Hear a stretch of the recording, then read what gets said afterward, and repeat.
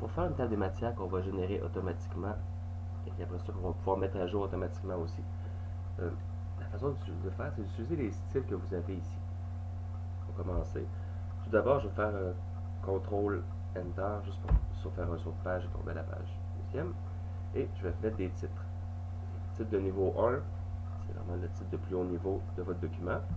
Je vais dire ici Introduction. J'écrirai du texte ici. Je vais en rentrer 10. J'écris un peu de texte quelconque, c'est pas important. J'écris un autre titre.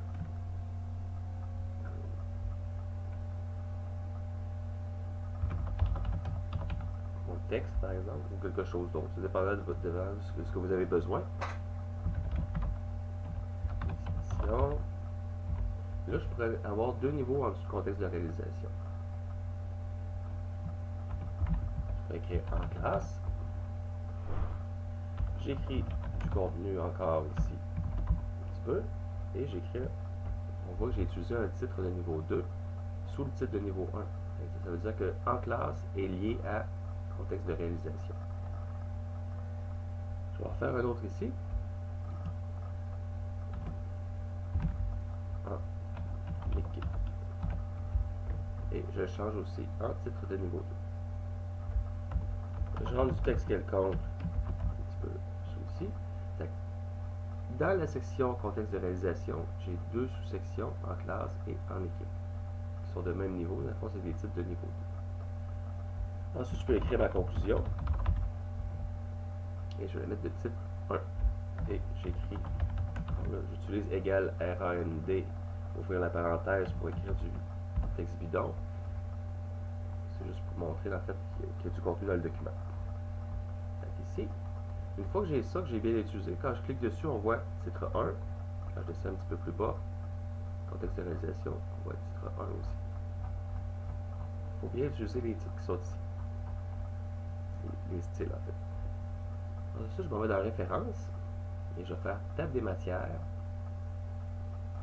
Et vous avez différents styles de table des matières. Vous pouvez aller en chercher d'autres. Je vais prendre ceux qui sont automatiques, fournis par Word. Je clique ici et automatiquement, ça génère la table des matières.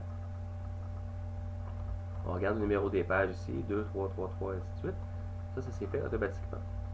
Si jamais je décide d'avoir plus de contenu, donc 32, je rajoute 32 paragraphes. Là, on voit, normalement, les numéros de page devraient changer dans ma table des matières. Je me retourne au début, contrôle Home, et ici, ils n'ont pas changé. Il faut que je les mette à jour moi-même. Il faut que je clique ici, mettre à jour la table, et ça me demande mettre à jour le numéro de page uniquement ou mettre à jour toute la table. Dans mon cas ici, c'est seulement un numéro de page parce que je n'ai pas rajouté une nouvelle section ou de titre 1, de titre 2, de titre 3, etc. Je fais juste mettre à jour le numéro de page uniquement. Vous pouvez faire mettre à jour toute la table si vous voulez. Ça régénère dans le fond selon si vous avez ajouté des titres de différents niveaux. Je fais OK. Hop, et on voit 2, 7, 7, 7. C'est les bonnes pages du document. Et si on va ici, on voit que la conclusion est à la page 7. Comme c'est le cas dans la table des matières. Je remonte CTRL HOME. C'est 7, 7, 7. C'est aussi simple que ça.